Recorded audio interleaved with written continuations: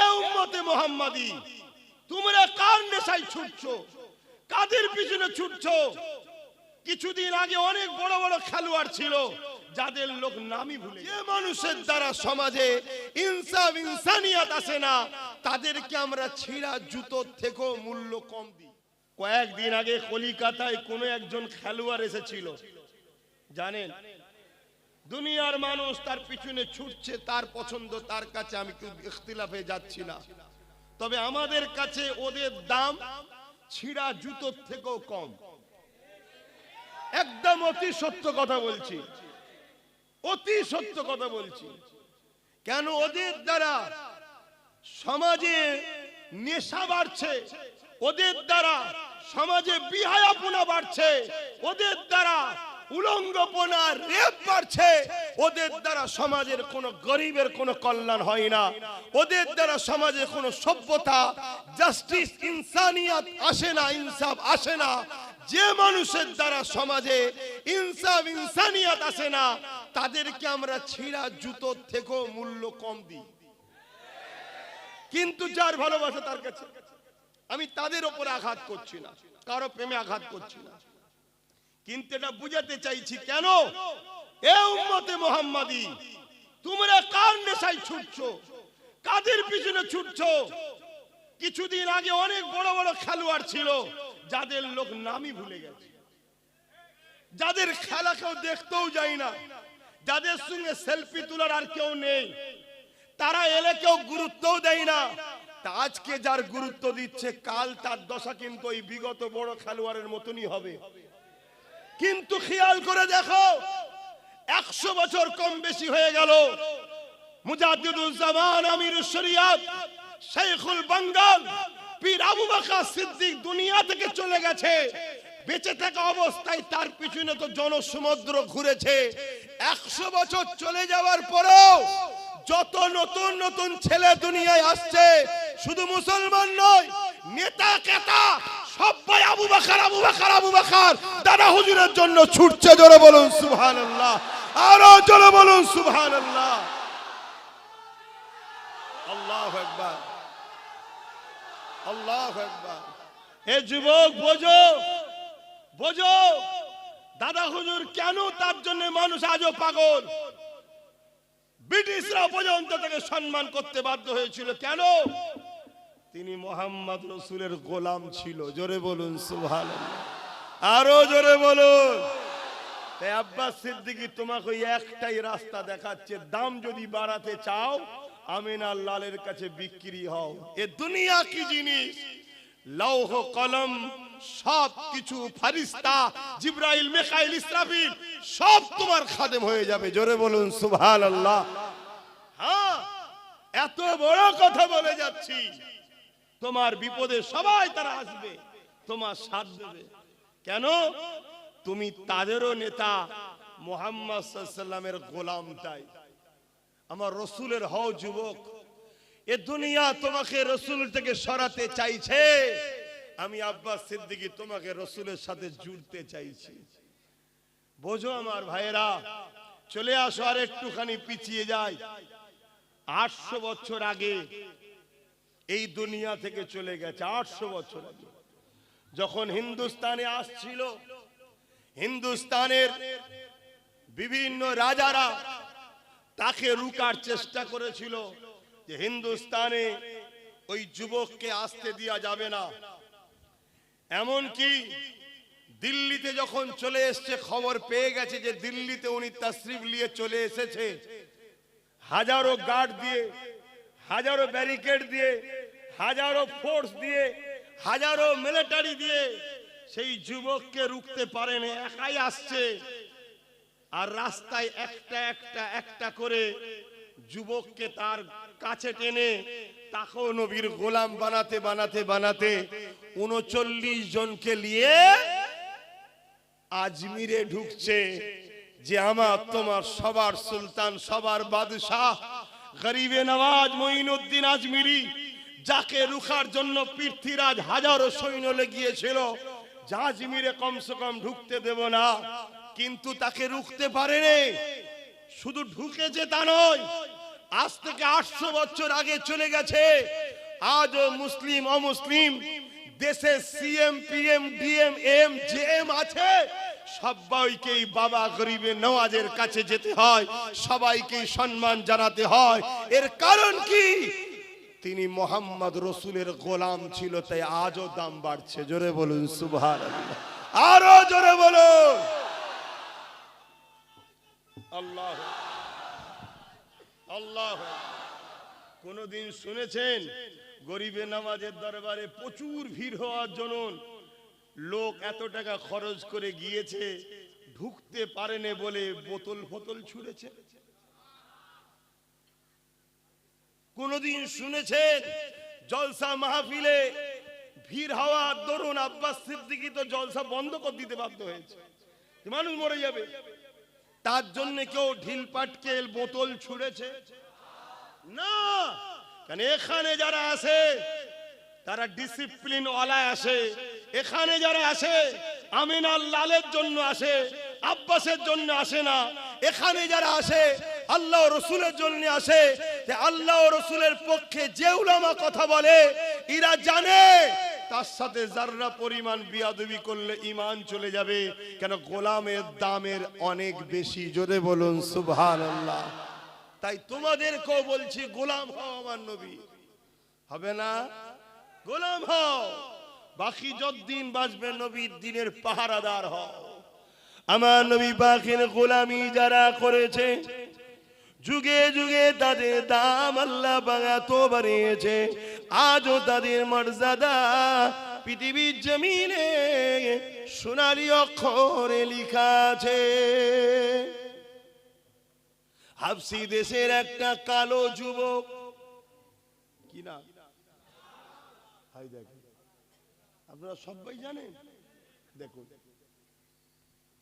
শুধু বলেছি হাবশি দেশের কালো যুবক, সবাই বলছে বেলাল। কে কে বলছেন যে জানি একটু হাত তুলে দেখান। দেখেন সবাই, কবেকার ঘটনা এটা? প্রায় 1450 বছর। সে কোন দেশের প্রেসিডেন্ট ছিল নাকি? সিএম ডিএম কিছু ছিল নাকি? বিরাট বড় ইন্টারন্যাশনাল খেলোয়াড় ছিল নাকি? কিচ্ছু ছিল না, শুধু মোহাম্মদ রসুলের গোলাম ছিল, ব্যাস। 1450 বছর আগে সৌদির বুকে যাও, আজও সৌদি হুকুমতকে আফ্রিকান মানুষদের ঘরে আলাদা মর্যাদা দিতে হয়, কেন এরা বেলালের উত্তরসূরি, বেলালের বংশের লোক, তাই তাদেরকে আলাদা সম্মান দিতে হয়। জোরে বলুন সুবহানাল্লাহ।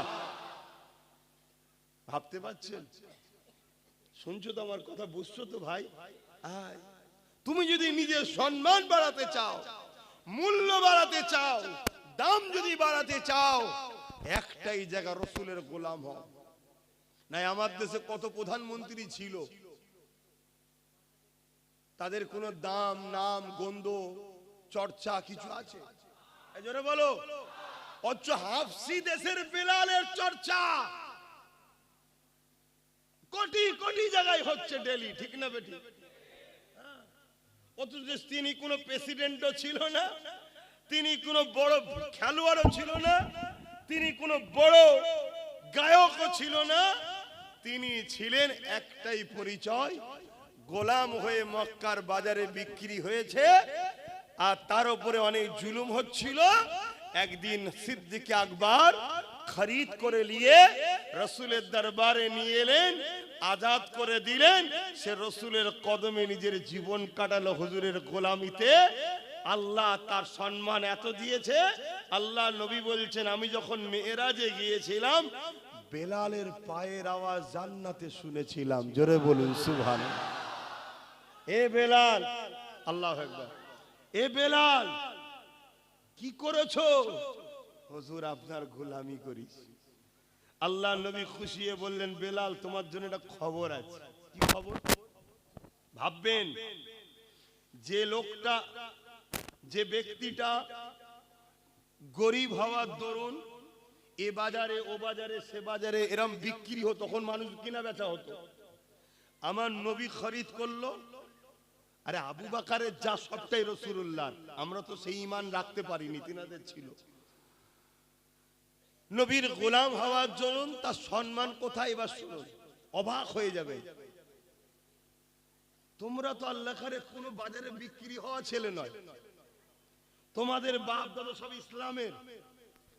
বেলাল হুজুরের বাপ দাদু গরিব মানুষ ছিলেন, তিনি বিক্রি হয়েছেন, হয়ে হয়ে হয়ে হয়ে রাসূলুল্লাহর কদমে এসেছেন।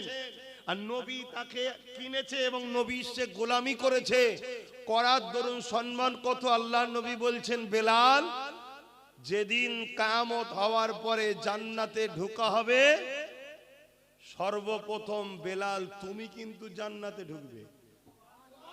জোরে বলো। আল্লাহ নবীকে হযরতে বেলাল হুজুর বলছে, হুজুর আমার কি মাজাল আছে, হুজুর আপনি তো আগে যাবেন। আল্লাহ নবী বলছে, হ্যাঁ জান্নাতের দরজা আমার জন্যই খোলা হবে, কিন্তু যে সওয়ারির উপরে আমি থাকবো ওই সওয়ারির লাগাম বেলাল তোমার হাতে থাকবে। লাগাম যার হাতে থাকে সে পিছনে থাকে না আগে থাকে? তাহলে তুমি তো আগে পা রাখবে। জোরে বলুন সুবহানাল্লাহ। ভাবো আমার নবীর গোলামিতে মানুষকে কোথা থেকে কোথা নিয়ে যায়। তোমরা কি হবে না আমার নবীর গোলাম? আহারে আল্লাহ নবী যেদিন কাবাকে ফতেহ করলেন, আল্লাহর কাবা যেদিন বিজয় হয়ে গেল, ওই সময় আমার রাসূলুল্লাহ সাহাবা হুজুরদেরকে নিয়ে আল্লাহ পাকের কাবার ওখানে হাজির হয়ে রয়েছে। মক্কা জালিম অত্যাচারীরা সবাই ঘিরে দাঁড়িয়ে রয়েছে। আল্লাহ নবী বলেছেন, বেলাল আযানটা দাও। ওই সময় কয়েকজন আগে এসে বললেন, ইয়া রাসূলুল্লাহ হাবিবাল্লাহ, আজ মক্কার মুশরিক জালিম অত্যাচারী সম্ভ্রান্তরা রয়েছে, এখানে বেলালকে না দিয়ে অন্য কাউকে দেয়া যাক। আল্লাহ নবী বললেন, সাহাবারে খবরদারে কথা দ্বিতীয়বার বলবে না।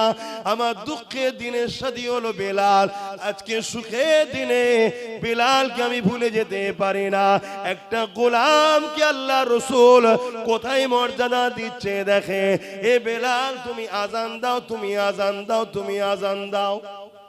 আরে আমরা অনেক সময় করে ফেলি, কোন বড় অনুষ্ঠানে দেখবেন সারা জীবন যে আমার ছোটখাটো মজলিসে কেরাত দিয়ে শুরু করলো, কি আজান দিত, একটা বড় প্রোগ্রাম হলে তখন স্পেশাল কারিকে দিয়ে উদ্বোধন করায়। এটা আমরাও করে ফেলি, কিন্তু আল্লাহ রাসূলের ইনসাফ দেখুন। আল্লাহ নবী বলছে, না বেলাল দেবে। সব সময় বেলাল আজান দিয়েছে। আজকে সুখের দিনে কেন আমি রাসূল বেলালকে ভুলে যাব? কি ভালোবাসা দেখো। এ যুবকেরা, হযরতে বেলাল আগে আসলো। আল্লাহ নবী বলতে লাগলেন, বেলাল আযান দাও।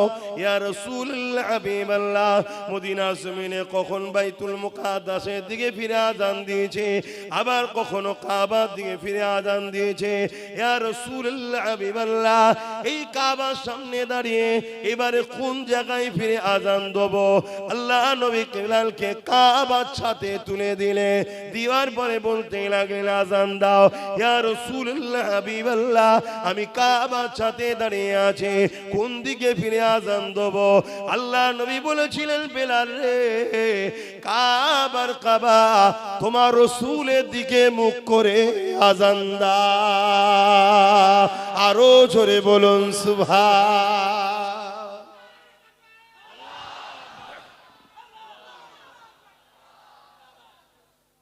হাজার হাজার সব মক্কার ভিআইপিরা দাঁড়িয়ে দাঁড়িয়ে দেখছে, দেখে সব আলোচনা করছে যে মুহাম্মদ সাল্লাল্লাহু আলাইহি ওয়াসাল্লাম দেখ একটা হাসি দেশের কালো গোলামকে দিয়ে কাবার মাথায় তুলে আযান দিচ্ছে। আল্লাহর ঘরের মাথায় উঠে পড়েছে বেলাল হুজুর। কিসের বাদাউলতে? মুহাম্মদ সাল্লাল্লাহু আলাইহি ওয়াসাল্লামের গোলামির পাওয়ারে। জোরে বলুন সুবহানাল্লাহ। এ যুবক, তোমরা আমার নবীর গোলাম হয়ে যাও। আল্লাহ তোমাকে কোথা থেকে কোথা নিয়ে যাবে তুমি ভাবতে পারবে না। এমন কোন রাত যেন তোমার না যায় নবীর উপরে দরুদ পড়ে তুমি ঘুমাচ্ছ না। মনে থাকবে তো? যখনই একা হবে তুমি মিস করো, স্মরণ করো তোমার নবীর কথা। যাহারে সারা জীবন নবী আমার আমাদের জন্য কেঁদেছে, আজও নবী আমার রওজা মোবারকে আমার আপনার জন্য কাঁদতেছে। এইভাবে তুমি স্মরণ করো আল্লাহ নবী আমাদেরকে কত পিয়ার করেছে, আল্লাহ নবী আমাদেরকে কত ভালোবেসেছে, সারা জীবন নবী আমাদের জন্য কেঁদেছে। হে যুবকেরা, তরুণেরা, বাপেরা, আজও নবী আমাদের জন্য কাঁদতেছে। আল্লাহ নবী ইনসাফের জন্য কত কষ্ট করেছে, আল্লাহ নবী ইনসানিয়াতের জন্য কত কষ্ট করেছে, আল্লাহ নবী নাইকে প্রতিষ্ঠিত করার জন্য কতটা কষ্ট করেছে। এইগুলোকে তুমি স্মরণ করো। সেই নবীর উম্মত হয়ে আমি গান শুনতে যাব না, সেই নবীর উম্মত হয়ে আমি ফাংশনে যাব না, সেই নবীর উম্মত হয়ে আমি পরের হক মারব না, সেই নবীর উম্মত হয়ে আমি শরাব পান করব না, সেই নবীর উম্মত হয়ে নবী যেটা নারাজ করে ওই কাজ আমি করব না। আমার নবীর দুশমন যারা তাদের সঙ্গে আমরা দলও করব না। এইভাবে নিজেকে নিজে বুঝাও, নিজেকে নিজে পরিবর্তন করো যে আমার উচিত নবীর দ্বীনের প্রতিষ্ঠান, মসজিদ, মাদ্রাসা, কবরস্থান, ঈদগাহ, ওয়াকফকে বাঁচানো, তা না করে যে মিটাতে চাইছে তাদের সঙ্গে সাথ দিতে পারবো না।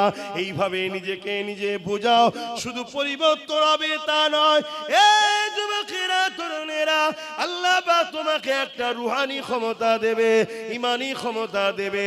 আজকে যে তোমার উপরে জুলুম করছে, মনে রেখে দিও কাল তোমাকে সে দেখে ভয় খেয়ে অন্য দিক দিয়ে ঘুরে ঘুরে যেতে থাকবে। কত সমালোচনা হয় না আমাকে নিয়ে, কি হয় না হয় না? অনেক জায়গায় বললে গ্রামে ঢুকতে দেবো না, অনেক জায়গায় বলে কল্লা কেটে নেবো, অনেক জায়গায় বলে হাত কেটে দেবো। কোনোদিন শুনেছেন আমি আসার পরে কোনো মায়ের বেটা সামনে এসে আমার সঙ্গে ঝগড়া করে? এটা আমার কোনো কৃতিত্ব নয়, এসব ওইখান থেকে চলছে, মদিনা থেকে। শুনছেন কি বলছি? এটা তোমাকে বোঝাবার জন্য বললাম, আল্লাহ মাফ করুক, যাতে তোমরা দেখে বোঝো। জাগো যুবকরা, নবীর হও, নবীর হও। আল্লাহ তোমাদেরকে শ্রেষ্ঠ উম্মত করলো, শ্রেষ্ঠ জাতি করে পাঠালো, উম্মতে মুহাম্মাদির ঘরে পাঠালো। কত নিয়ামত আল্লাহ ঘরে পাঠিয়েছে, মদ খাবার জন্য, হারাম খাবার জন্য, সুদ খাবার জন্য, এতিম গরিবের মাল ছেড়ে খাবার জন্য পাঠিয়েছে আল্লাহ। তোমাকে আমাকে আল্লাহ শ্রেষ্ঠ উম্মত করলো দুনিয়ার বেঈমান, চোর, ডাকাত, খুনি নেতাদের ঝান্ডা ধরে ঘোরার জন্য।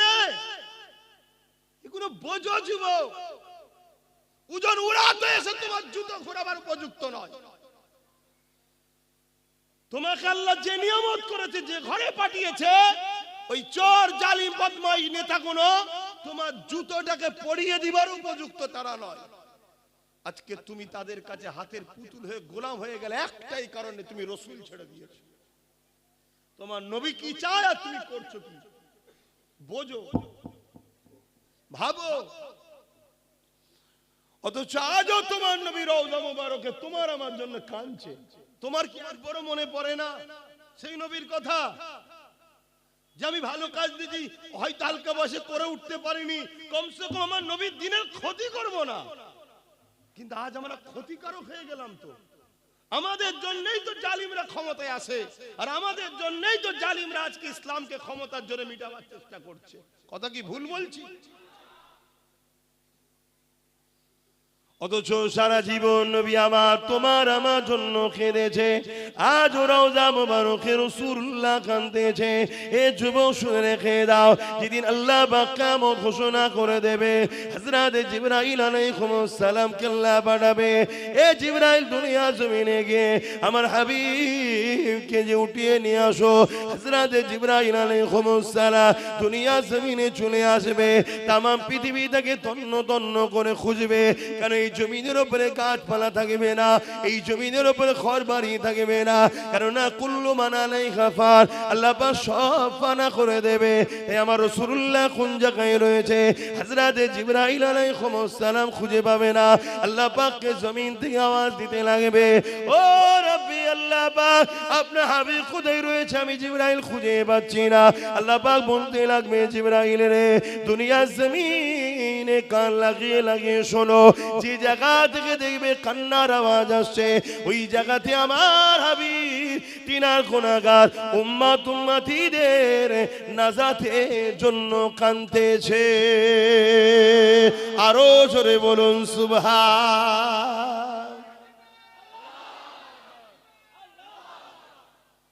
একবারও কি তোমার চোখ দিয়ে সেই নবীর জন্য পানি পড়েছে? একবারও কি তোমার দিল বলেছে যুবক যে আমার নবী এই ইসলামের জন্য মার খেয়েছে, আমার নবী এই মসজিদ মাদ্রাসার জন্য মার খেয়েছে, আজকে সেই মসজিদ মাদ্রাসা মিটাবার আসামি আমরা? আমরা এই যে সরকারকে জিতালাম, সে সরকার আজকে মসজিদ মাদ্রাসার সঙ্গে গাদ্দারি করলো না? একবারও কি তোমার কথা মনে পড়েছে যে আমার রসুল পাহাড়ে গিয়ে গাছের পাতা ফলমূল খেয়ে জীবন ধারণ করেছে? তোমার দিলে যদি নবীর প্রেম না থাকে, ইশক না থাকে, কিসের তুমি ঈমানদার, কিসের তুমি মুসলমান? ঈমান কাকে বলে? ঈমান হলো নবীর প্রেম ও মোহাব্বত, আদবের নাম। জোরে বলুন সুবহানাল্লাহ। এই যে গাছ দেখছো, এই গাছের ডাল, পাতা, ফল, মূল, এগুলো হলো আমল নামা, রোজা, দাড়ি, টুপি, হজ, যাকাত। আর এই গাছের মাটির তলায় যেটা আছে মূল, ওটা হলো ঈমান। বুঝাবার জন্য বলছি, যেমন মাটির তলায় আছে, আমাদেরও ভেতরে গোপনে থাকে। আর নামাজ, রোজা, দাড়ি, টুপিটা হলো এই ডালপালা গুলো। ডালপালা একেবারে শেষ হয়ে যাবে যদি মূলটা শেষ হয়ে যায়। আর এখন ডালপালা কম, যদি মূল ঠিক থাকে, কালকে আবার নামাজি, হাজি, রোজা সব হয়ে আল্লাহ কারে জান্নাতে যাবে। কিন্তু আমরা মূলটাকেই তো মেরে ফেলছি। নবীর প্রেম কই?